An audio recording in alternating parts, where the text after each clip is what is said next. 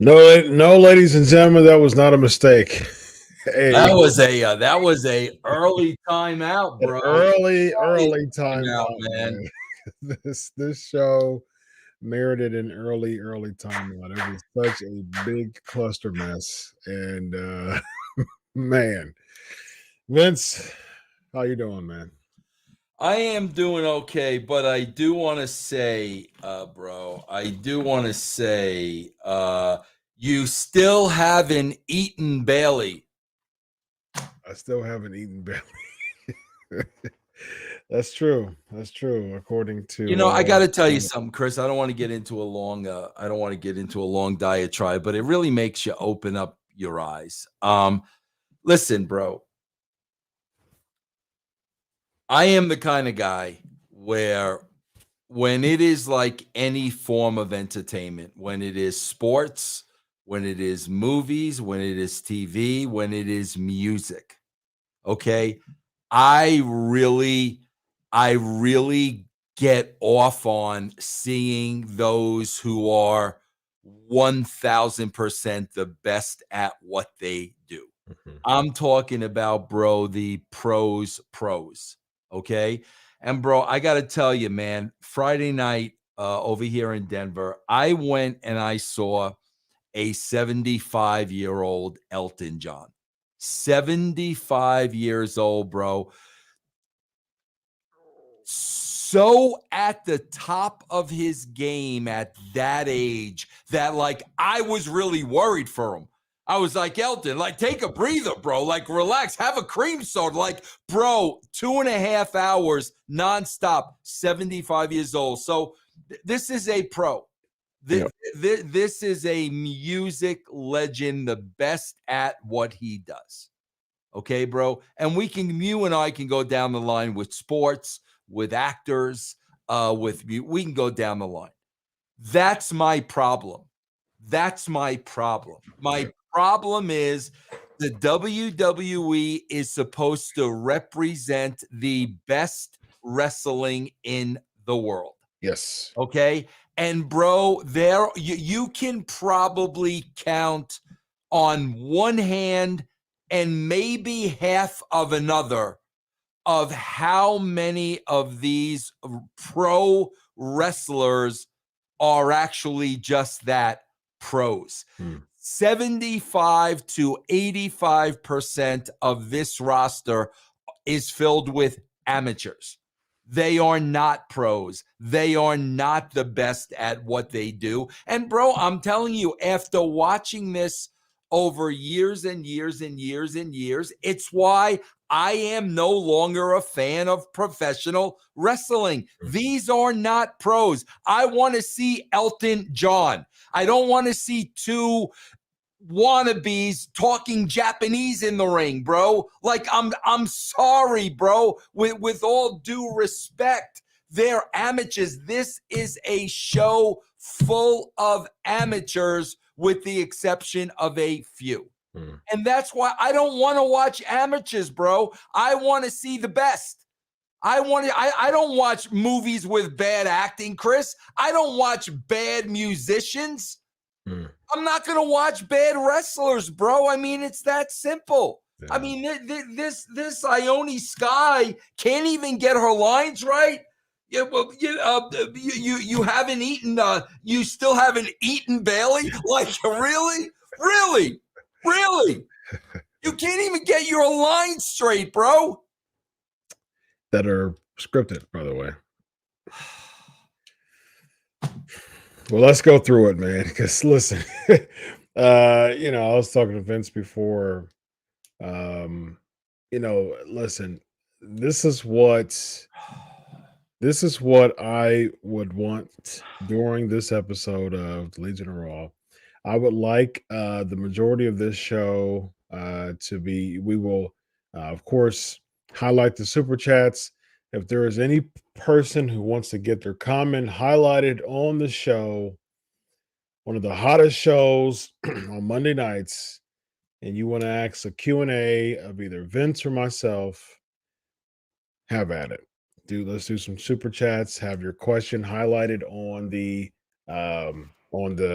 screen, and let's spend a lot of a lot of our time talking about that, doing that, and having fun because this show was just a big 3 hours of cluster mess, man. And bro, you can listen, you can even start with, bro, in the opening segment, you've got the Usos in the ring, you got New Day in the ring, and you got Riddle in the ring.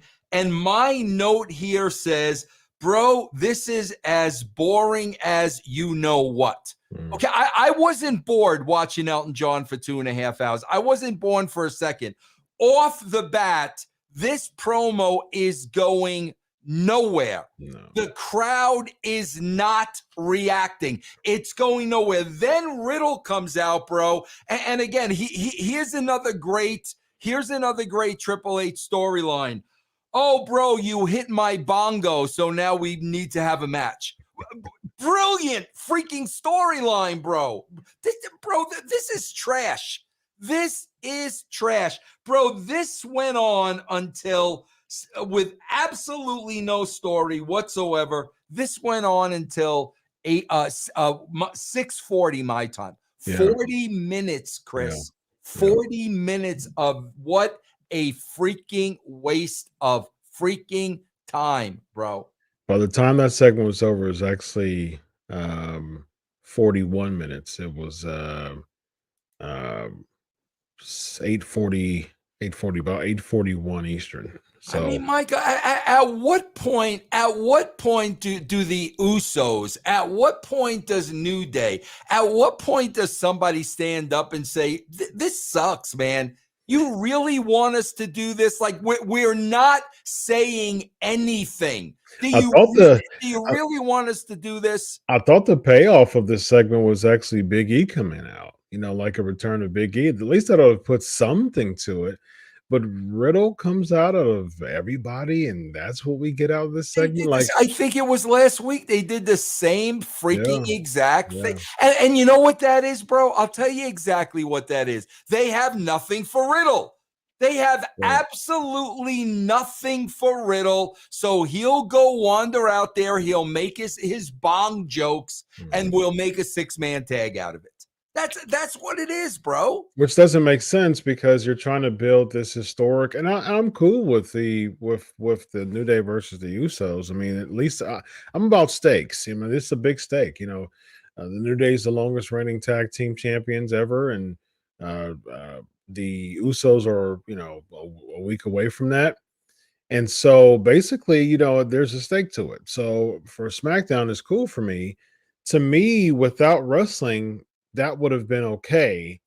But then you have to gimmick. I mean, you got to gimmick this whole thing, and you're trying to build, the two potentially greatest tag teams as far as the longest reigning. And then you have to have a match with it, a 6-man match, and you're trying to build this match just to have a 6-man match for the New Day to lose. It just doesn't make sense for me booking wise. And why in the world? And again, it goes back to the 3-hour show to me, which I continue to say is the thing that makes Raw. I mean, there's several things that makes Raw just boring and trash, but that's the thing. Like 3 hours is too long. You do just pointless segments that last 41 minutes from start to finish. And at the end of the day, what do I always say, Vince? Who got over? Right. Who got over? Right. Nobody. Nobody got over from this, man. So, Solo Sikoa, maybe. What are your thoughts on Solo Sikoa? You just from what you've seen so far. Nothing. I mean, nothing, bro. Like, I mean, they got him in the right spot. He's just starting off. So, put him in there with those guys. Let him kind of take a back seat. They have him in the right spot. But, I mean, to this point, it's not like, I'm excited to see where this guy goes or anything like that. I mean, I'm just being honest, bro. But, bro, listen, there's outside, literally, bro, outside of Bray, there's nothing I like in that entire company. I mean, nothing. The Reigns thing is freaking old. Okay, I got it. Heyman holding the belt above his head. Okay, I got it. Like, the only thing I like on this show is Bray, and it's just funny, bro, because Bray's writing his own story, bro. So that's probably why this is the only thing that has any amount of my interest, because Triple H ain't controlling this. So outside of that, I mean, I don't know. What do you people care about? What do people watching this show, what do they actually care about, bro? Yeah. Good question. SK Nation, what you got? What's your favorite part of professional wrestling right now? What's your favorite part of professional wrestling? And we've shown that most of our crowd are either bridge fans or casual fans, on the show. So I'm interested in that. A good focus group question here. Think about this, Chris. Like, think about this, bro. I didn't watch Crown Jewel. Like, with all due respect, I'm not watching the WWE on a Saturday afternoon. Like there aren't a billion other things I'd rather be doing. Okay, you know what I was watching on? I know what you watch, but here's my point, bro. What came away from that was all the hype from Logan Paul. Think about that, Chris. Chris, how sad is it when a non-wrestler is better than 80% of your roster? This third match, by the way. Yeah, something's wrong, bro. Yeah. Something's wrong when a guy who has 3 matches under his belt, is better than 80% of you. There's an issue there, bro. Yeah. 3 matches in a year and a half's time. And he looked better than a significant part of that amount of that roster. So, that goes to show you. That we got people saying Cardona. People were saying Sami Zayn. Someone says Johnny Wrestling is his favorite part of the. I'll stop with John. And I'm not going to refer to him as Johnny Wrestling. I'm going to refer to him as Johnny Slap the Leg. Holy crap, bro! That's all the free, bro. I was watching his own leg had red welts on it from him slapping it 100. Like, we don't see you slapping your leg, you freaking moron. Like, seriously, bro. Johnny Slap Leg. That's why casual fans don't watch, bro, because we're watching you slap your leg 22 times during a freaking match. Seriously, Chris, SK Nation, does he think nobody sees that? Like, smarten me up. Is he thinking that people actually believe it's his kicks connecting and he's not slapping his leg? Does he believe that? I mean, my God, bro, his leg has red welts all over it, man. I think Johnny Slap Leg has a nice ring to it. God, bro, this is supposed to be the greatest worker in the world, that I can see him blatantly slapping his leg. Bro, a work means you're supposed to be fooling me. Yeah. You're not fooling me, bro. I see you slapping your leg. Someone says that at an indie show he wrestled at, a dude slapped his thigh so much as a shoot that he actually drew blood. Of course, that's coming. That's definitely coming, bro, because he was close on this one. Oh man, that's so sad. E-Man 999 super chat, bro. Theory had to piss somebody off. I like Triple H, but I lost a lot of respect for him. Money in the Bank lost its value. Should have had Theory lose to Reigns in the match. That was ridiculous. Yeah. What do you think, Vince? Bro, it's so obvious to see who's in the doghouse. Bro, is Ali gonna question me online anymore? Ali, don't ever question Vince Russo, because now you wish you were doing the racist gimmick, bro. Now you would drop to your hands on knees and beg somebody to do the racist cop gimmick, bro.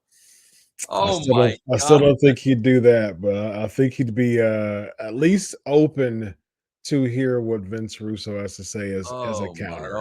He won't do the racist cop, which is rightfully so. Yeah. But at least he'll be like, Vince, do you have something else? You know, can I give you a slight pushback? Let's talk about this for a second. Yeah, because we'll get to it as far as where Ali's stock has plummeted or again. We'll talk about that in a minute. We get Baron Corbin. Squeaky Cedric is back, and he gets a Raw spot just to put Baron Corbin over, man. Again, man, it's a miscast, man, with Baron Corbin's gimmick and how he looks with JBL. It's already getting old. It's already getting useless, man. It's like they're really trying to make Baron Corbin somebody with JBL getting all that heat. And I say it. Baron Corbin is becoming a shadow, and already was from day one. Really, it's even more now, a shadow of JBL. Baron Corbin is not getting the heat. JBL is getting the heat, man, and it shows every single week, man. At least there was a time where Baron Corbin was by himself, and he was getting a ton of heat by himself. But now he just feels like he's just some type of lackey to getting JBL's, to representing JBL. And I mean, bro, like again, Chris, let's be honest, man, because we've lowered the bar. The bar is on the ground. Yeah. I mean, the bar can't get any lower. Bro, what heat is JBL getting with the cheap heat in the Philly hometown? And that's heat, bro. Like, that's really heat. Oh, bro, it's a course of booze, man. Yeah, but bro, it's the hometown crap, bro. So again, you've got that house show crowd booing when people at home don't give a crap about Wilkes-Barre, Pennsylvania. You can insult the Phillies all you want, bro. That's not going to give you heat with me. And that's Wilkes-Barre is about 2 hours away. Right, exactly. Exactly. Like, it's like, God, bro, can we just not do something original, man? That's like being in Cincinnati and drawing heat on the Ohio State Buckeyes. It's man, 2 hours north of us. So. Give me something, bro, please. Yeah.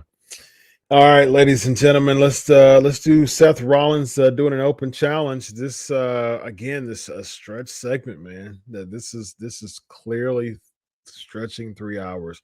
You do Seth Rollins doing an open challenge, that leads to Judgment Day coming out, and then that leads to the OC coming out. Seth Rollins slowly scooting back and leaving. Why in the world was he even involved in this segment? And this eventually leads to Mia Yim coming back. Man, like, I like Mia Yim. She has a lot of potential, but like her in this role doesn't make sense whatsoever, because this is about the OC, the original club.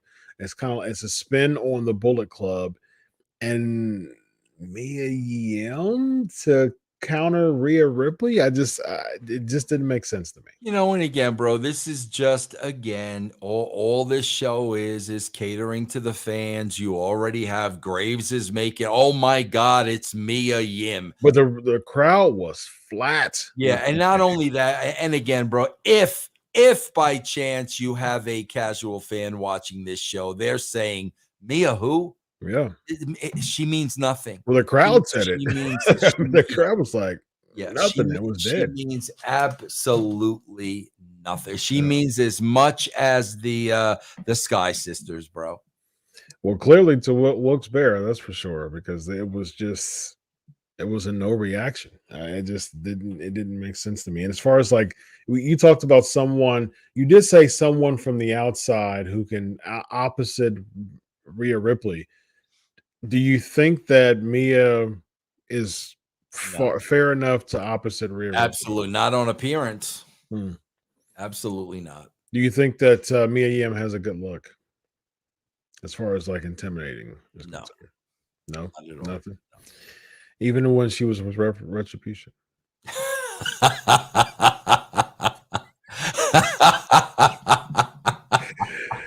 Jukebox Hero, anyone? $4.99 super chat, bro.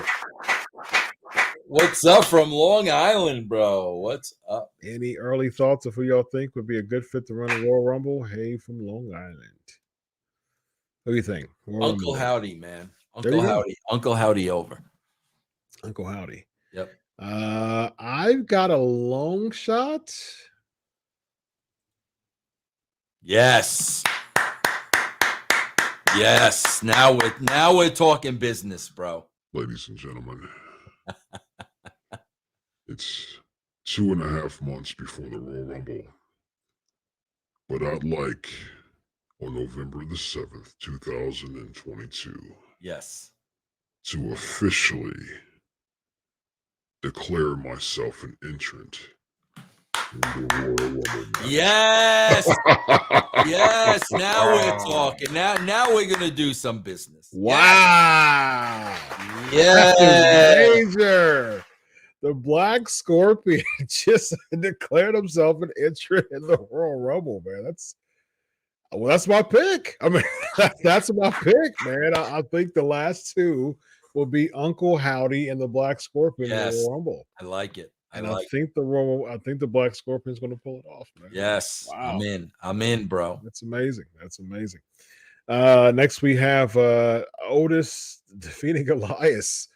Back to 50-50ville for Elias, man. They do not know how to book Elias. I mean, like, he is one of the most underutilized talents in all of WWE every single time. He's one of those people that the WWE does not know what to do with him because he's so creative. Nope. Yeah. Nope. We got Silent Bedetti with a 149 super sticker, bro. Thank you, sir. Thank you, sir. I think you're a sir. Can you confirm, sir or ma'am? Excuse my assumption there. What do you think about Elias, man? What do you do? What do we do with them, man? What do we do with Elias? Bro, listen, this is Sportskeeda Nation. I could give a crap. Bro, Elias and I, not since his return, prior to his return, we went back and forth a lot creatively. And I pitched Elias a lot of stuff that he really, really, really liked. And it was really good stuff because he's a very, very talented guy. He brought this stuff to Vince as if it were his own, which is absolutely fine.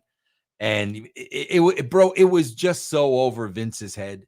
Like Vince just, and I swear to God, I'm starting to think Triple H is the same guy, because as we'll get into it, but as I'm watching the Miz and the Johnny knee slap story, this is horrible.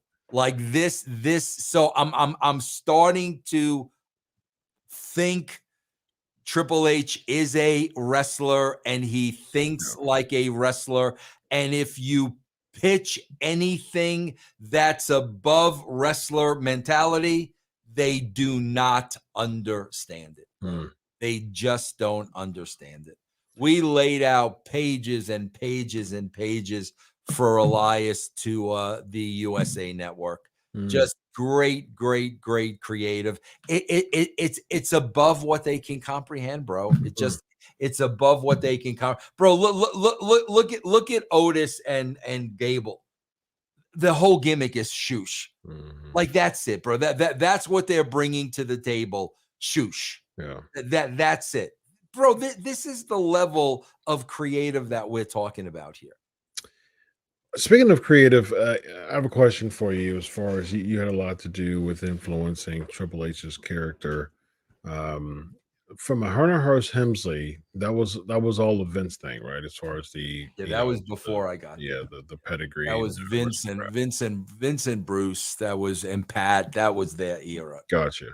So around 99, going into 2000, that's when he started to become more of the Triple H that we see, now. Yeah. So how much did you have an influence Oh, with the transition? 100%. Triple H was one of those guys, bro. Bro, listen, how much you write for somebody really depends on the talent. Mhm, Some people want you to write everything. Some people you just got to give bullet points to. It really depends on the talent. mhm, Triple H was one of those guys that I wrote everything for. mm. I mean, all that DX, you see, I'm watching it now as I go back and watch the Attitude Era and all the wee jokes Mhm. and all that stuff, all the DX humor. I What's mean, up? yeah, Oh, I yeah. wrote that stuff like Mm, 100%. mm. So Triple H doesn't really know a lot about as far as the creative standpoint because you wrote a lot, or you wrote just about everything or everything as far as the DX and Triple H. So he's not necessarily skilled at having that creative ability to him. He's more from the wrestling end. He's Yeah, like, no, okay, well, and I'll yeah, do the and talent, bro, just give me the right. creative. And when they laid out their matches, it was them. I Yeah, had nothing to do with that. The most I would have to do with that was if we needed a certain finish. sure. This is what we need. However you guys get there, it's pretty much up to you. Mm, So like that end of it, he laid all that stuff out. But creatively, bro, mm. And we see that, like, it just seems like Triple H is like heavily influenced by Vince McMahon. Like it seems like he was in Gorilla with Vince, kind of shadowing him for a while before the yeah, transition. And it just seems as if like his concept or his philosophy quite it mirrors a lot with Vince McMahon.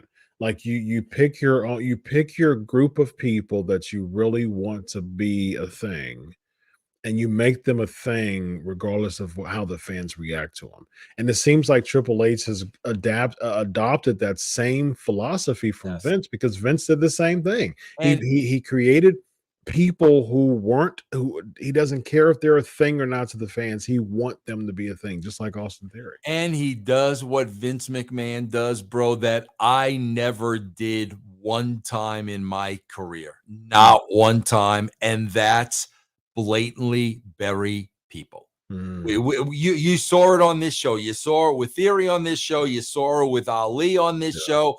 Why would you want to bury in any way, shape, or form a player on your roster that you're paying? yeah. What is the logic of burying anybody on your own roster? Makes no sense.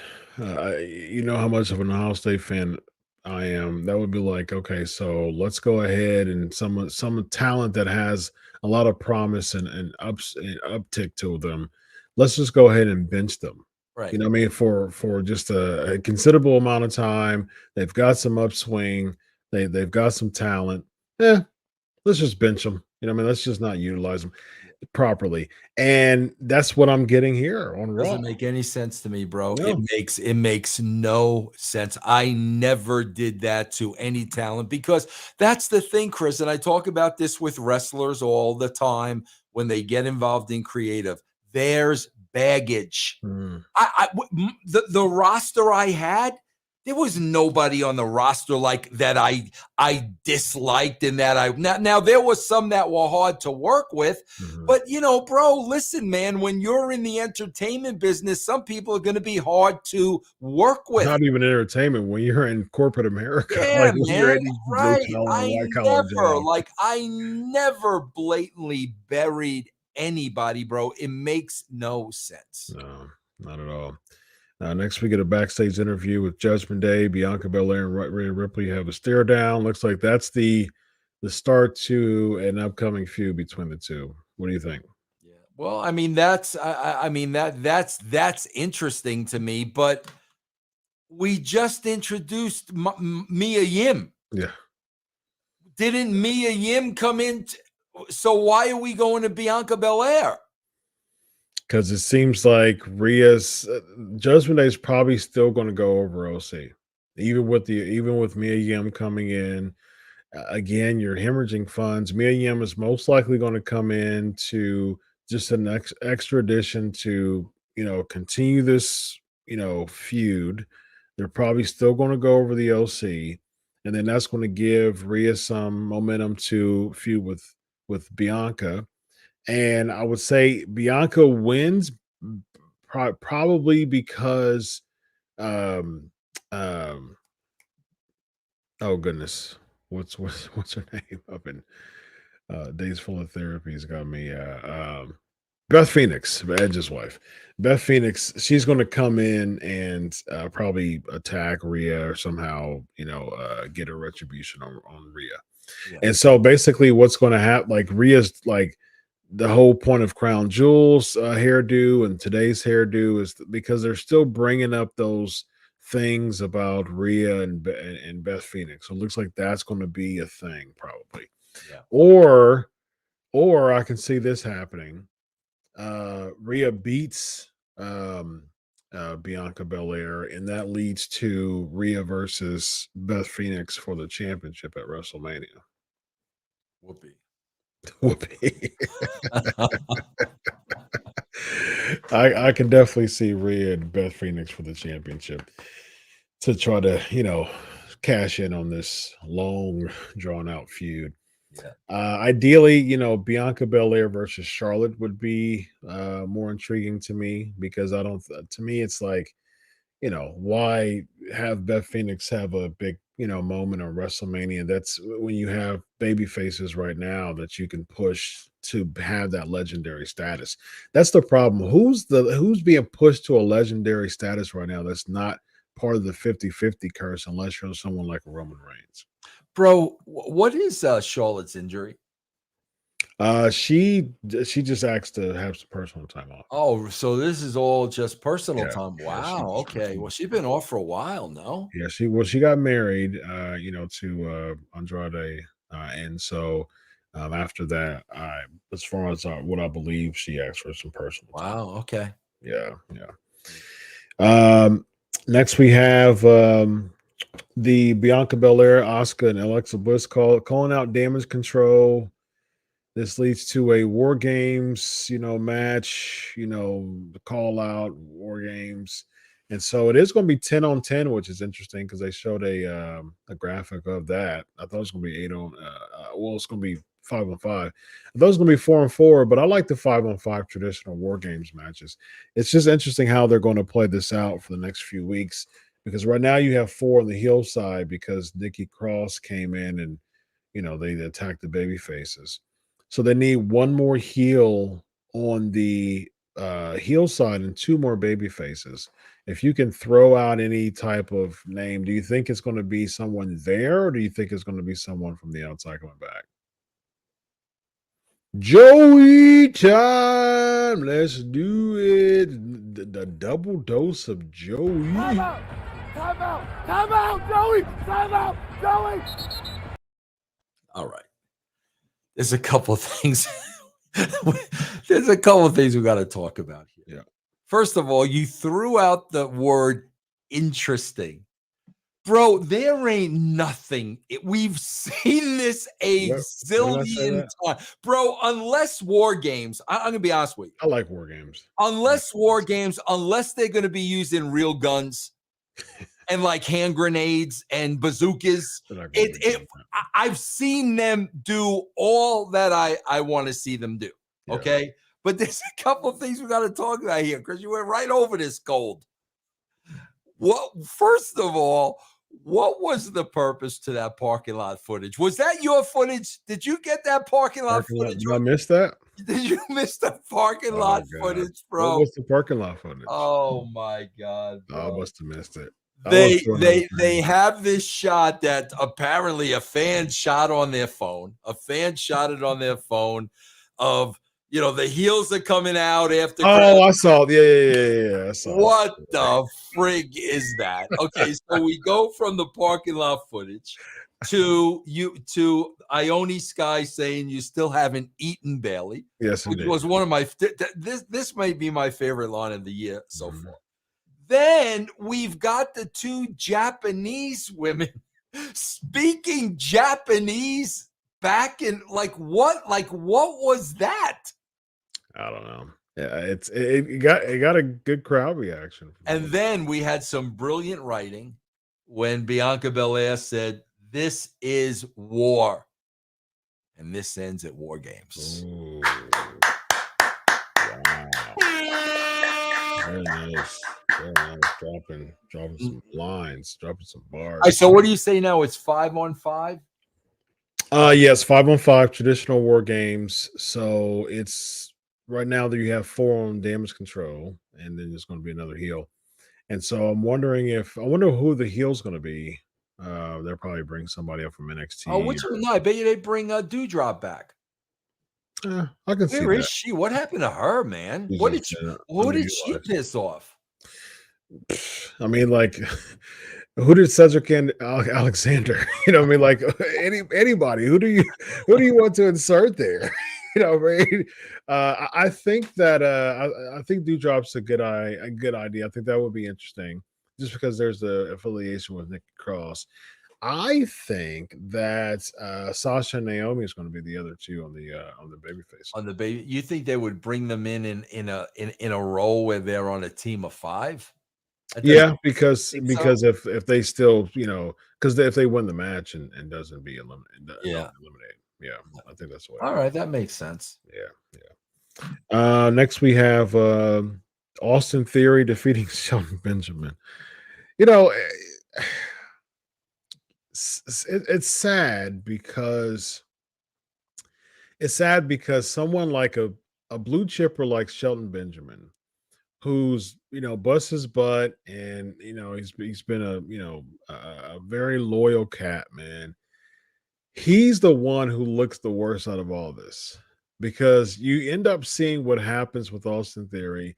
Austin Theory's been in the doghouse for a while. His push has been super suspect for several weeks, and you have to add or fill in time on a 3-hour show, because earlier today you have Shelton Benjamin somehow crossing paths with Austin Theory. Oh, when's the last time you won a match? Well, tonight when I face you. What are we doing here? And somehow there's someone earlier today who's interviewing Theory who somehow crossed paths with Benjamin. Why, if I'm Shelton Benjamin, why do I even care about you being interviewed? And it just how matches are put together on Raw makes absolutely no sense to me, man. It just, these earlier today segments, as if they're adding depth to something, but it doesn't. It just creates more confusion to this. Bro, there's not one match on this entire 3-hour show that was story driven. Unless you want to say that with Miz and Gargano, which we'll pick apart right now. Mm-hmm. First of all, bro, I don't know if you noticed this or not, but they have Miz and Gargano are going to wrestle on the show. Okay, bro, they did not promote this at all until Miz was on his way to the ring. Then we went to commercial. They did not promote this at all. So they've been telling this storyline now between these two for 4 to 6 weeks. Mm-hmm. Didn't even promote that they had a match. So if they didn't promote they didn't have a match, then I guess it's not important. Mm-hmm. I guess they don't think anybody's going to watch it. Okay. So then, bro, we go where they can't. Last week's explanation was so bad. And it's like, we can't even leave that alone. Now we got to step deeper into it, because we realized last week was horrible. Yeah. So now Gargano's got more evidence. And bro, he's got a remote control that magically works the Titantron. Hired a PI.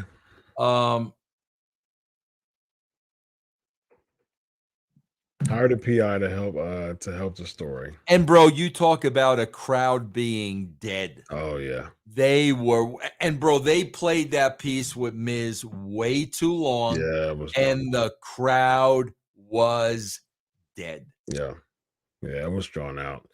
People just aren't interested in this anymore because the whole thing's a huge stretch and the payoff is horrible. I mean, the payoff was atrocious, bro. And like I said, they couldn't leave well enough alone. They had to keep going down that path. Yeah.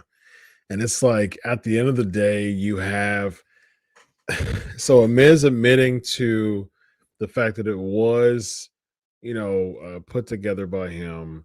And then basically it went awry when he stopped paying, Loomis money.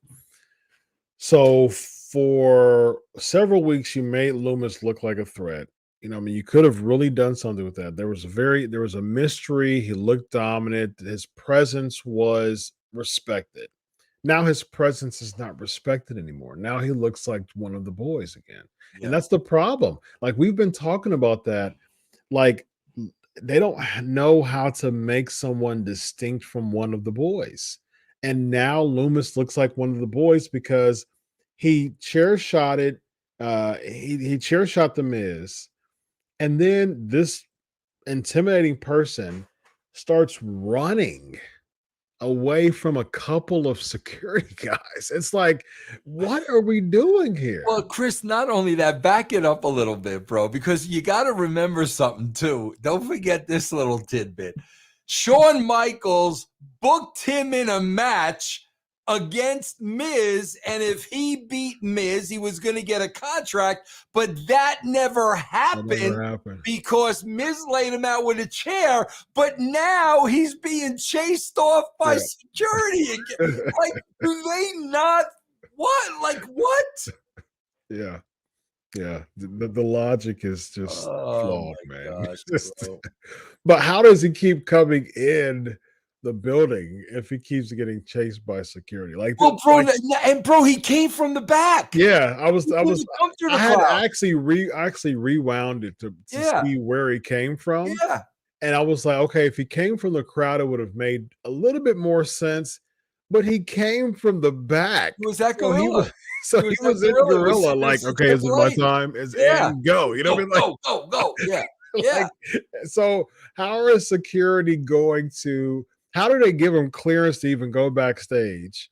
And then saw the whole process of him coming out with the chair, hammering the Miz, and then they decide to chase him away.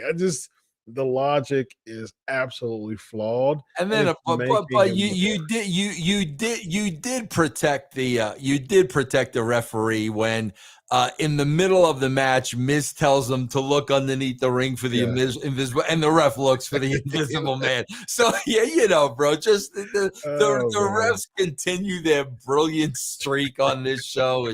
It's too funny, man. Yeah, they're making the refs look like just God, oblivious idiots, man. We have damage control of Nikki Cross backstage. Then Nikki Cross defeats. Oh man! So Nikki Cross defeats Dana Brooke. Somehow the 24/7 championship. It's no longer a chase championship. Seemingly, it seems like it's a secondary women's championship now. No, it's not because did you see what happened with Cross? What did she lose it? No, so first of all, bro, let's back up a little bit because the first scene you had was damage control with Nikki Cross, and she's got the fake laugh going. She's got the Cesar Romero fake laugh going. Bro, then we got the 24/7, which I don't even remember the last time we saw Dana Brooke. I don't even remember. But then, bro, we go to in the back with damage control against Nikki Cross. Did you see what she did?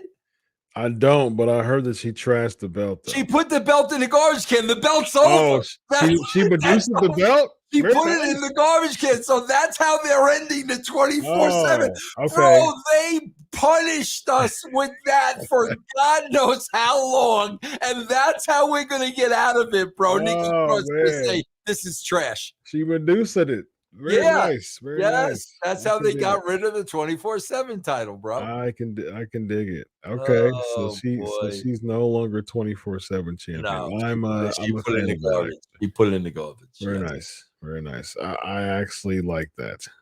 If she threw it away. Yeah, that's super cool. I'm actually looking at it right now on Twitter. Okay, yeah, she's walking around back, eyes all zany, and they're behind her. Looking around. Bro, just think about how and she didn't even throw it in the trash. She missed the trash can. Like, bro, think about this, because you're much better at dates than I am. When was this 24/7 title introduced by Mick? Oh, 19? Had to be 19. It was before COVID. So, bro, they're basically saying the last 3 years this belt has been trash. I mean, oh, thank you guys for making me watch the trash for 3 freaking. Like, we weren't coming on here every week and saying it was absolute trash, bro. Absolute trash. I mean, it literally was trash based on what they just did tonight. Oh my God. Yep, May 20th, 2019. Wow. So it's been 3.5 years. Wow. Yep. So after 3.5 years, they decided to bro, throw it away.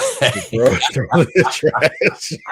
That's tremendous. That is tremendous. And it's weird how they did it too, from what I saw. It's just she was just looking in La La Land, and then she just kind of just discarded the championship and just missed the trash can. She did. She missed the trash can. That's a perfect representation, bro. She couldn't even Medusa that right, bro. I gotta ask you this though. Please tell me somebody's not going to take it out of the trash next week. R2 probably will. Oh no, please. I mean, when's the last time you saw Tozawa, bro? Is he? There you go. There you go. He's still on the roster, if I'm not mistaken. He's still on the roster. Tamina, she usually puts herself in that too. One of them will take it out of the trash can, unfortunately. God, if I was Elias at this point, I'd take it. Oh man, what's he got to like? Seriously, what's he got to lose, bro? That's such a demotion, man. That's such a demotion. It's so terrible, man. I keep it in the it didn't even land in the trash. But keep it in the trash. Oh, R-Truth is injured. I think he got a bad injury. I think. Yeah, NXT. Yeah. So I think it'll probably be Tamina or Tozawa, one of them. And it's just interesting, man, because if they continue to try to revive that thing, man, it would just be absolute. Like what are you trying to tell us here? It seems as if they're going to continue to, because you know how they stretch segments like crazy now. Like every segment is stretched. And so it would not surprise me if someone takes it from that next to the trash can and revive that 24/7 championship. It's horrible. Hopefully this is an ending of the 24/7 championship, because what's the biggest takeaway out of 3.5 years of having this championship? You tell me, bro, seriously, because this would have had to be at least the one takeaway. They got somebody over. Who did they get over? Dana Brooke was the champ. Did Dana Brooke get over? Did Tozawa get over? Did Tamina get over? Where's Reggie?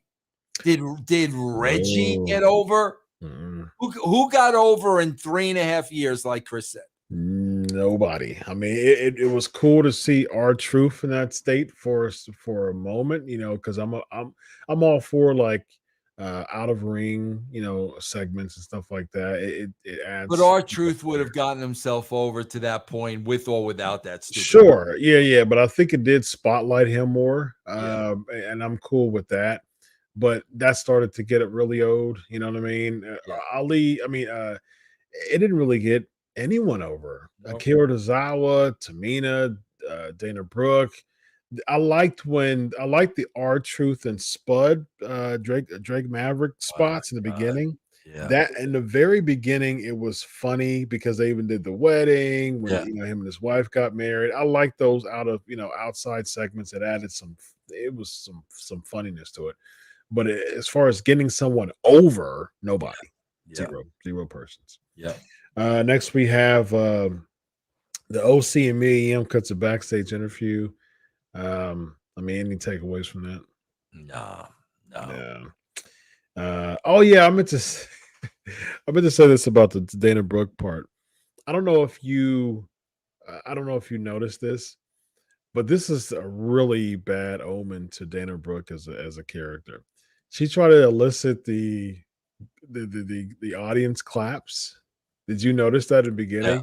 She did the whole deal, and like the fans didn't even respond with it. Like they didn't respond to that. Like usually when you do that, you try to elicit, cheering from the fans and clapping from the fans. She did that in the beginning. She did it a few times, and the fans did not respond.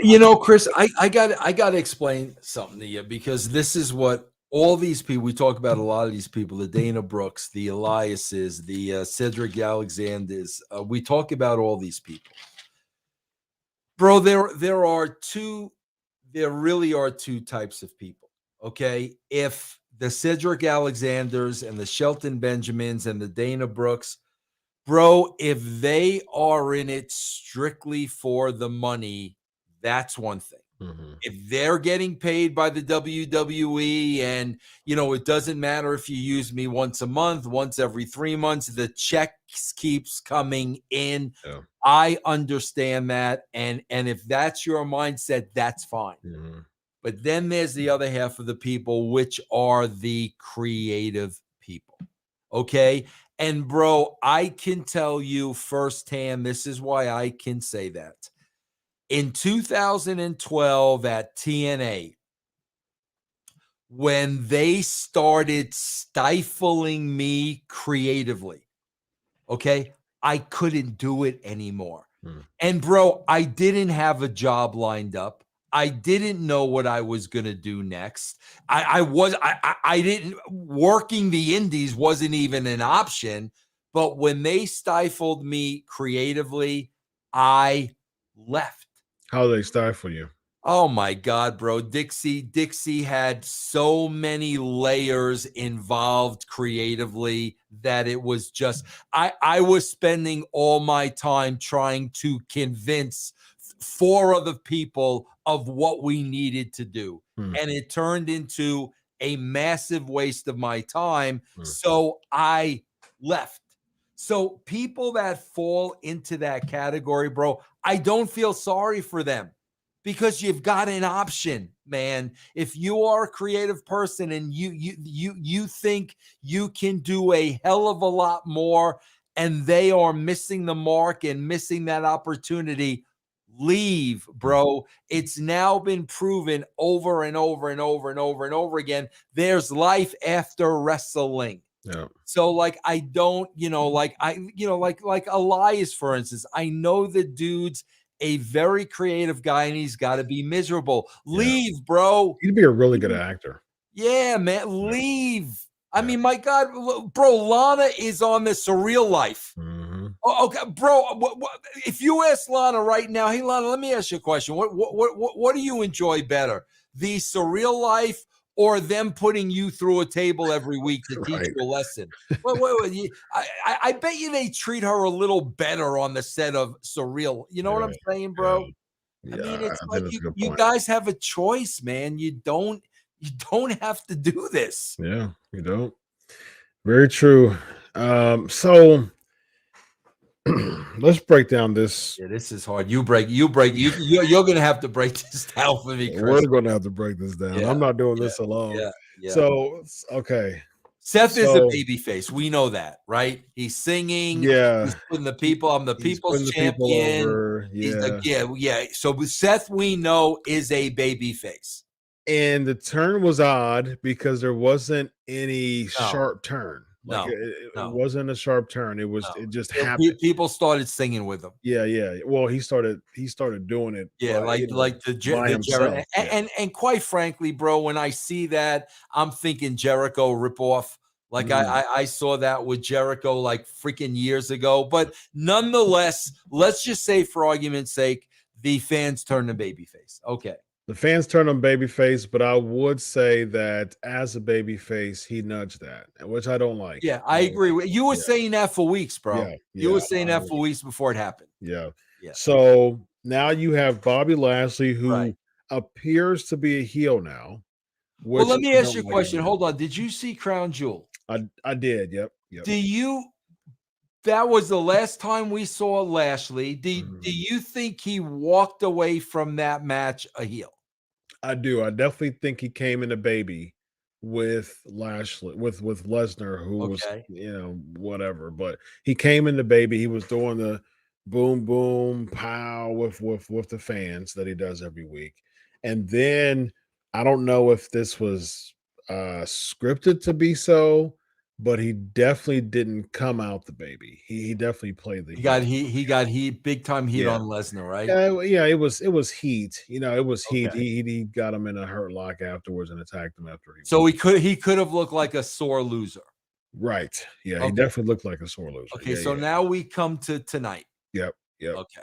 So he came in. He kind of played to the crowd a couple of times, and so somehow he's back to heel mode. Wait, hold on. We got to back up. Okay. Give Where me we at? Joe. Where we at? Give me Joey three times. Joe. Joey three times, Give me ladies and Joe. gentlemen. Time out, Joey! Time out, Joey! This is weird now. This is weird because, okay, bro, so at the end of Crown Jewel, he could have been a sore loser. Mhm. So now, hold on, bro. So now we see him on Raw, bro, throwing Ali. He's a babyface to me now. He's that. Yeah, right. Yeah. yeah. But somehow everybody Ali popped on that. still has heat with Seth, who's Yeah. a baby face now, but Ali's no longer a baby. throwing him Throw it across Ali, the room. who the he people popped. don't care about. That's a pop. But now, bro, hold on. But now he goes back. He goes to the ring. Yes. And he legit has Lays out. a beef with Seth. He has a beef with Seth. Yes. Which Seth's the baby now. But Seth was the heel then. He was the heel then, yes. Right. But now he's the baby. Right. So Lashley heals it up with what he does to Seth, and he does, he spine busts him through the table. They do the pull apart. That's still heelish. He's still playing the heel here. But Theory comes out to cash it in on a U.S. championship, a first ever. That's horrible. But Lashley, Theory definitely gets heat. So he's the heel, clear-cut heel. So Lashley comes out and lays out the heel, which puts him back as a baby because he definitely didn't get heat because he got heat when he laid out Seth. He didn't get heat when he laid out Theory because people want Theory to be laid out. So by the time he walked out, it was a flat reaction because the fans were like, okay, wait. So you were the baby last week, but then you kind of turned with Lashley and then you beat up Seth, who we made a baby, but then you get heat from beating up the heel. So the fans were just confused out of all this. If you saw Lashley, like that time when he walked behind that barricade, the crowd was flat because they didn't know what to do. They didn't know who to cheer. Chris, here is the problem, and you are a psychologist, so you can back me up 1,000%. You saw, I didn't watch Crown Jewel, but I saw the footage on this show. Yeah. He had Lesnar beat him. What's he call that move? The full Nelson, the hurt lock. Yeah. He had him beat. Mm-hmm. Had him beat, bro. Lesnar kicks off the turnbuckle and winds up pinning Lashley. Correct. To be true and protect every character, Lashley 1000% should want Brock. Yes. I had that match won. I dominated him. He won it on a fluke. Yeah. He should want Brock. Him coming out to challenge Rollins for something he did 4 weeks ago, that right there doesn't make any sense. So if my say if my pushback or anyone's pushback was he wants his U.S. championship back, that he felt like he got stolen from him. A regular human being would not be. That's not where Lashley's mind would be right now. Focus on Lesnar still. Absolute. The way he won that match, bro. It's you and I always go back to Apollo, Creed, and Rocky. Gotcha. The way Creed won that match was not good enough. Yeah. Lashley had this match won. That was a fluke. That should be all. Now, of course, bro, here's what we're dealing with. Lesnar probably now has a couple months off, whatever. So right. Since Lesnar's not in the picture anymore, wait a minute. 4 weeks ago, I lost to Seth. That's where you lose people, bro. That's true. And my problem with this as well is you're bringing in seemingly from what we see, Lesnar's a heel. I mean, Lashley's a heel again, which is terrible. Right. And then you'll bring in Lesnar again because they split now, Royal Rumble and Crown Jewel. It's 1-1. And so they'll do a trilogy. They'll do a 3. Which Lashley will probably win, the third one. So why would he win as a heel against Lesnar, who's coming in, snatching in that babyface role and just going right back out? They're deplete of baby faces right now. Why would Lesnar come in, snatch the babyface role, and then leave? And Lashley is the one here playing the heel out of all this as if that matters in the world championship run now. It doesn't, because Reigns is champion. So him playing heel doesn't make any sense to me. Let me ask you a question. The powers that be, Triple H. Bro, do you think after what you and I saw tonight and everybody else saw, do you think Triple H thinks Bobby Lashley's still a babyface? I don't think Triple H does, no. I think that he transitioned him over to a heel because he wanted Seth to be the baby now. Because and that's the problem, bro. There's too many things like this happening at once. Oh yeah. There's way too much of this happening at once. Which I don't like, because Seth has established himself enough in, as multi-time world champion and stuff like that. He's been there, he's done that. It doesn't make sense to me that Seth Rollins still is in that babyface role. If anybody should be in that babyface role that it looks legitimate as far as beating Roman Reigns potentially, to me, get fresh meat out there.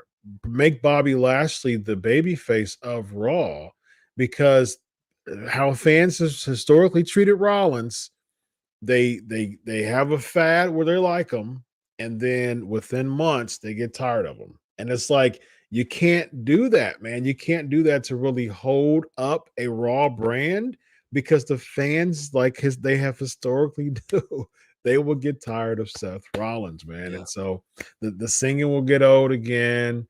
Then he'll start, getting to a point where he gets stale again as a babyface, and then he'll turn heel. And it's like, now you're stuck with having Rollins and Lashley as both heels, when you can just ride it out and establish Lashley as a babyface, man. So this hot shot type of, we'll just figure it out on the fly type of deal. I appreciate it. You bring up a good perspective, because I really didn't like an Attitude Era either, but you bring a good perspective as far as just kind of going where the crowd led and just organically going it with that way. But that was 25 years ago, Vince. Like I call life period as a psychology doctor. I call it a microwave society. You know, our attention span's 8 seconds. You know, we don't have the patience. I agree with you. You know, it's much different than 25 years ago. The patience, all about spots, all about holy crap moments, and we don't have the patience to stay with something. So if you book based on that, you just get what we saw tonight. Yeah. And it's just a big cluster mess. But Chris, you may have not even brought up the biggest thing. This is the biggest thing to me. So, okay, we're going to make Lashley a heel. Mm-hmm. He's going to go out there. He's going to kill Rollins. He's going to come back out and kill Theory. Yep. He freaking kills Theory where the announcers are saying Theory is out. Yep. The announcers, and the guy hops back. Yeah. Up 1 second. Rolls in the ring. What? Bro, what a way to sell a why did you have to do that? Horrible. All they had to do was count him out. Exactly. He forfeited the case. I was thinking the same exact thing. And at the end of this, I was like, you know what? What I got from that is they really want to make Seth look like absolutely. But why are the announcers saying Theory's out? Why are you saying that? Because he should be, and theoretically, with the Hurt Lock, you know, he's selling it. Even if he's dragging himself and finally, you know, he's selling the Hurt Lock, he's dragging himself, trying to get back to it. That would make more sense for the 10 count than to be laid out, and then all of a sudden he hears the word 9. He's like, "Oh, okay, let me go back up and run." And that goes back to the very beginning of this show, where I said we are not watching professionals, bro. Let me show you how clear. Let me make that as clear as possible for you, bro. Say Austin Theory was Roddy Piper. And that happened to Roddy, and you know damn well he would have been crawling that day. You know exactly but we can go through all the pros. Would any pro have jumped up at 9 and slid into the ring? They're not pros. They're not pros, bro. That is my point. They're not pros. And it makes Lashley's Hurt Lock only valid or only harmful for 8 seconds. And basically. Bro, and if I'm Lashley, I am slapping the crap out of that kid in the back. I am waiting for that kid to come through that curtain, man, because I'm gonna think he did it deliberately. Yeah. That's what I'm going to think he did it to bury me. Yeah, I think that's even if he didn't do a delivery, I think Lashley should have a talk with him, like, man, like, because at the end of the day, if someone like is in the Hurt Lock for more than 8 seconds, they're good now, and it doesn't have any effect anymore. You know what I mean? It's just like, man, you got, like, again, I say this all the time, Vince, it's the nuances that matter. Right. It's the nuances, and that could really make or break the momentum of somebody. And just the pop up like that, it's like, come on, they're not pros, bro. It's they're the psychology of the business, man. Yeah, you've got to know these things. And then, bro, it's a double whammy, because now you got to ask yourself, well, did the agent lay it out that way? And who's the agent? Bro, you can't do stuff like that, bro. Yeah, agreed. All right, let's tackle a couple of these super chats before we leave. Joseph 499, boo. Guarantee you Triple H made that ridiculous decision with Theory at the last minute to try to get a reaction, since he said that may be possible, Joseph, because I got to tell you, Chris, this crowd was dead. Yeah. Then that could have been an audible then. Yeah, maybe that's possible, man. Yeah, pre-planned to cash in on the U.S. Championship. That seems very difficult to believe, for sure. And Rollin closing us up with the $9.99 super chat, bro. Are you sure Lashley turning heel is bad? He did a recent interview promising to reassemble the Hurt Business. Suddenly, both Benjamin and Alexander resurfaced tonight. Hurt Business was a heel faction. I did notice that Benjamin and Alexander resurfaced. Here's my problem with that, though. Do you put Omos in it and then you think like the Hurt Business 2.0 is so much more damaged than 1.0 that it makes it look like a B-rated Hurt Business? You have to try to salvage Alexander and Benjamin by all of a sudden, who both lost tonight. The gimmick would probably be, okay, well, they can, we can form it again. But every time Benjamin and Alexander before came back to him and MVP, he just made them look like, garbage. You know what I mean? He just make them look like lackeys. And so by a history of Benjamin and Alexander basically profiting nothing from getting kicked out, just to come back to and reform it, that's not going to have any type of impact to me. Not saying that they wouldn't do it, because they would do it, Chris. They would do it hoping we forget everything that you just said. True. And we won't. And we won't, because I mean, we know that Lashley being a heel and trying to reform the Hurt Business with Cedric and Shelton, it was going to have no impact. Zero impact. But what does have impact is the former writer for Impact. How about that? Let's segue, ladies and gentlemen. This guy right here, former WCW World Heavyweight Champion, and almost he was Impact World Heavyweight Champion. No one knows about that. Vince doesn't even know about that. Let him know about Channel Attitude, my man. Yeah, guys, just check out channelattitude.com, man. We do so many shows all week long. I do so many shows every day with different topics, bro. Check it out, channelattitude.com. Indeed, ladies and gentlemen, this guy right here. We've got a last minute request, man. We've got a last minute request. So let's hey, man. Hey, thank you for hanging out with us. One of the biggest supporters of the show. He watches every week. And man, thank you. Toots, thank you so much. As a matter of fact, as we ride out the show, we're just going to keep this guy right here, ladies and gentlemen. So on behalf of Tootsmont, this guy right here to the right of the screen, of Vince Russo. The right of Toots is Vince Russo. To the left of Toots is Dr. Chris.